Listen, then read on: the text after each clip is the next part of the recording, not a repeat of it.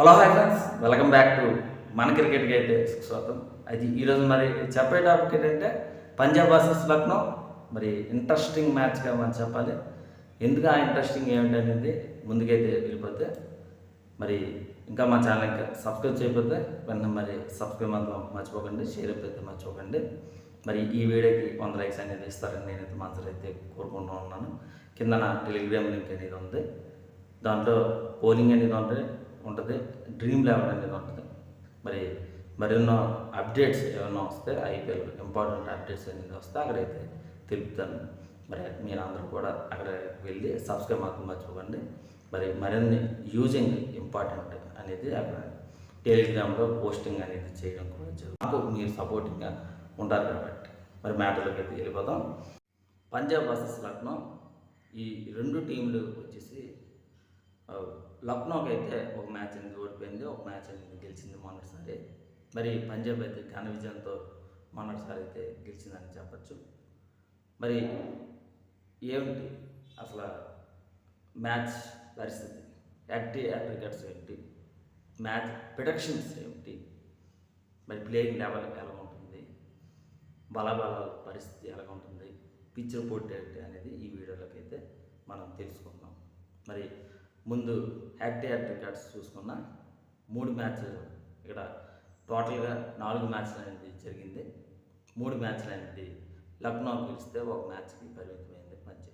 మరి ఇక్కడ మరి ఎక్కడ ఏంటి జరుగుతుంది ఏంటి అనేది చూసుకున్న లక్నో అయితే జరుగుతుంది. ఇక్కడ పంజాబ్ అనేది ఒకసారి అయితే గెలిచింది, లక్నో కూడా ఒకసారి అయితే గెలిచింది అనేది మనం అయితే చెప్పాలి. మరి ఇక్కడ ఈక్వల్గా బలబలాలు అయితే ఉన్నాయి ఇద్దరికి కూడా. మరి పిచ్ రిపోర్ట్ ఎలా ఉంది ఏంటంటే ఎవరైతే టాస్ గెలుస్తున్నారో వాళ్ళైతే ఎక్కువగా బౌలింగ్ అనేది ఎంచుకుంటారు. మరి ఇక్కడ హైయెస్ట్ స్కోర్ వచ్చేసి కొంచెం 200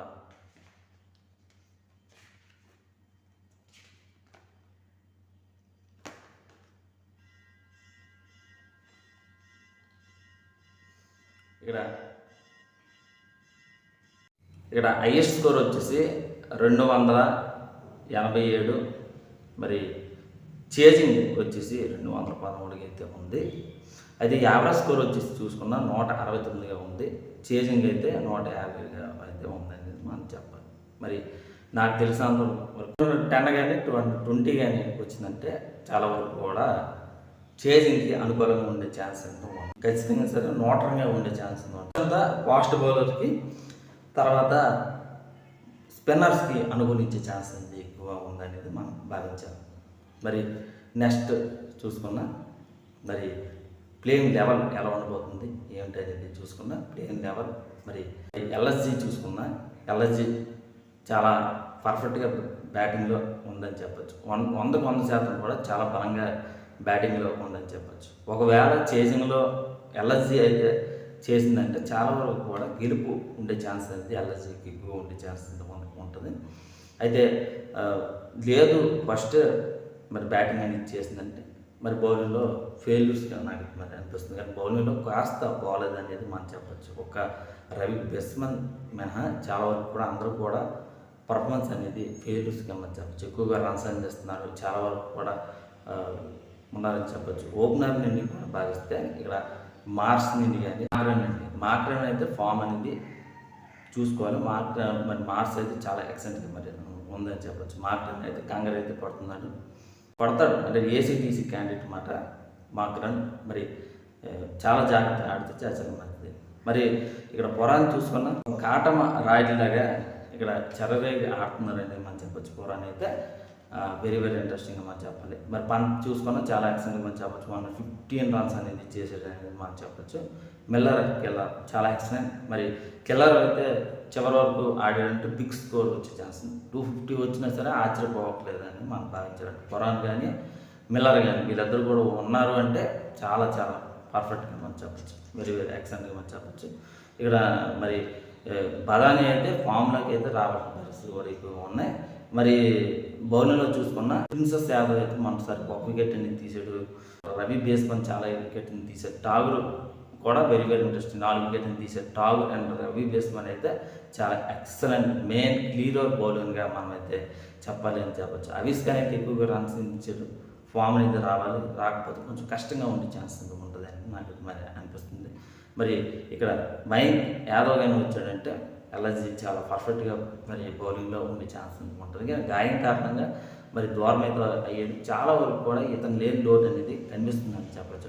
వచ్చినట్టుగా మనకైతే ఇక్కడ భావించాలి అనేది మనం అయితే భావించాలి. చాలా యాక్సెంట్గా మరి ఉందని చెప్పచ్చు. మొత్తం టోటల్ చూసుకున్న ప్లేయింగ్ లెవెల్లో చాలా చాలా యాక్సెంట్గా మరి చెప్పచ్చు. రీతి నుండి కానీ వెరీ వెరీ ఇంట్రెస్టింగ్గా 2 వికెట్లు తీసాడని చెప్పచ్చు.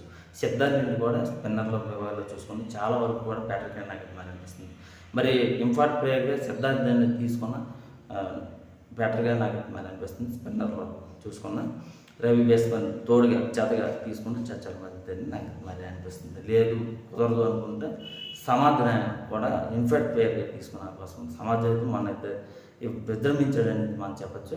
ఎల్ఎస్జీ అయితే బ్యాటింగ్లో పర్ఫెక్ట్గా ఉన్న బౌలింగ్లో అయితే కాస్త వీక్నెస్గా నాకు మరి కనిపిస్తుంది. అటు టాగూర్ అండ్ రవి బేస్మన్ మినహా అందరూ కూడా ఫెయిల్యూర్స్ అనేది విభాగాలుగా నాకు మరి అనేది మనం చెప్పచ్చు.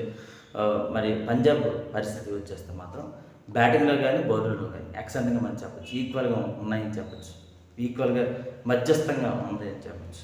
అటు సింగ్ నుండి అయితే ఫామ్లోకి అయితే లేడు, ఫామ్లోకి అయితే రావాల్సిన పరిస్థితి ఉంది. ఆర్ఏ అయితే వెరీ వెరీ ఇంట్రెస్టింగ్. మొన్న అయితే 47 అయితే కొట్టాడు, చాలా బాగా కొట్టాడు అనేది మనం అయితే భావించాలి. అయ్యర్ నుండి అయితే మన 97 రన్స్ వెరీ వెరీ ఇంట్రెస్టింగ్ చెప్పచ్చు. మ్యాక్స్వెల్ అయితే రాణించడం చాలా వరకు కూడా ఈ టీం అనేది బిగ్ స్కోర్ 4 వచ్చే ఛాన్స్ ఉంది. స్టోనీ శర్మ మరి మ్యాక్స్వెల్ అయితే వచ్చారంటే వీళ్ళిద్దరూ కూడా మంచి ఫామ్లో అయితే ఉన్నారు. అంటే బీభత్సమైన ఇన్నింగ్స్ కానీ మనం చెప్పాలి. కానీ స్టోనీస్ అయితే మంచి ఫామ్లో అయితే ఉన్నాడని మనం అయితే చెప్పాలి. సెన్సన్ సింగ్ అయితే వెరీ వెరీ ఇంట్రెస్టింగ్, బాగానే పర్ఫార్మెన్స్ అనేది వచ్చింది. మీ అందరూ కూడా చూసాం. మరి 6లు 4లు అనేది రాణించాలని చెప్పచ్చు. లాస్ట్ 6 నెంబర్స్ బ్యాట్స్మెన్స్ కూడా పంజాబ్లో మాత్రం చాలా యాక్సెంట్గా మనం చెప్పచ్చు. చాలా చాలా బెనిఫిట్గా మనం చెప్పచ్చు. ఒక్క సింగ్ మినహా అందరూ కూడా పర్ఫెక్ట్గా మరి చెప్పచ్చు. కానీ మ్యాక్స్వెల్ అయితే రాణించాల్సిన పరిస్థితి ఉంది. ఇది ఐపీఎల్.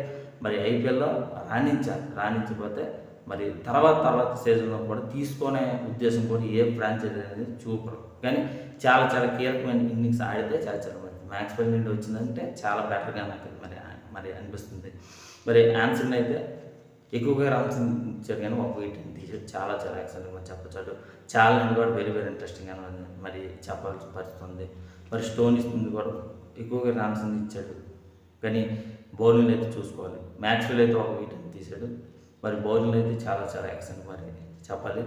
మరి జూనియర్ అయితే మొన్నటిసారి విజృంభించాడు కానీ మరి బౌలింగ్లో అయితే పర్వాలేదు అనేది మరి అనిపించాడు. మరి టోటల్గా బ్యాట్స్మెన్ కానీ బౌలింగ్ నుండి కానీ స్పిన్నర్లు అయితే చూసుకోవాలి. ఫాస్ట్ బౌలర్ అయితే చూసుకోవాలి. చాలా చాలా వరకు కూడా మరి అక్షదీప్ సింగ్ నుండి కూడా వెరీ వెరీ ఇంట్రెస్టింగ్గానే ఫామ్లో ఉన్నాడు అనేది అయితే నాకైతే మరి అనిపిస్తుంది. మరి టోటల్గా చూసుకున్న బ్యాటింగ్లో బౌలింగ్లో యాక్సెంట్ మరి ఉందనేది మనం అయితే భావించాలి. మరి మొత్తం మీద బలబలాలు ఏమిటంటే 50-50% మరి అయితే ఉందనేది మనం చెప్పచ్చు. లక్నోకి అయితే బ్యాటింగ్లో పర్ఫెక్ట్గా ఉన్న, బౌలింగ్లో అయితే ఫెయిల్యూర్స్గా మనం చెప్పాలి. మరి ఇక్కడైతే పంజాబ్ అయితే వచ్చేస్తే బ్యాటింగ్లో కానీ ఆల్రౌండర్లో కానీ బౌలింగ్లో కానీ ఆల్రౌండర్గా పర్ఫార్మెన్స్ అనేది మరి మొన్నటిసారి అయితే చూపించారని చెప్పచ్చు. ఇదే విధంగా కంటిన్యూ అయితే పంజాబ్ చాలా చాలా అనుకూలం ఉండే ఛాన్స్ అనేది ఎక్కువ నాకైతే మరి అనిపిస్తుంది. మరి మ్యాచ్ ప్రిడిక్షన్స్ ఏమిటా అనేది అయితే మనం చూసుకున్నా మరి ఎల్ఎస్జీకి అయితే 55% అయితే ఉంది, పంజాబ్కి అయితే 45% అయితే ఉందని మనం చెప్పాలి. కానీ ఈక్వల్ ఛాన్స్ ఉంది. టాస్ ఎవరైతే గెలుస్తారో అప్పుడు మనం మ్యాచ్ అనేది చెప్పగలం. నాకు తెలిసినంతవరకు కూడా ఎక్కువగా నా పంజాబ్ గెలిచే ఛాన్స్ అయితే ఉందేమో నాకు మరి అనిపిస్తుంది. పంజాబ్ ఎందుకంటే అన్ని ఆల్రౌండర్లో పర్ఫార్మెన్స్ చూసుకొని మొన్నటి మ్యాచ్ యాక్సెంట్ మరి ఉందని మనం చెప్పచ్చు.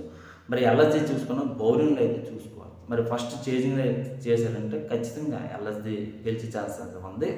మరి లేదు అనుకుంటే పంజాబ్ చేజింగ్ అయితే చేశారంటే పంజాబ్ గెలుస్తుందని నేను 100% అనేది చెప్పగలను. మరి డిఫెన్స్ గమనించాలి. ఇంకా సబ్స్క్రైబ్ చేయకపోతే మరి సబ్స్క్రైబ్ మాత్రం చేయండి, షేర్ అయితే మర్చిపోకండి.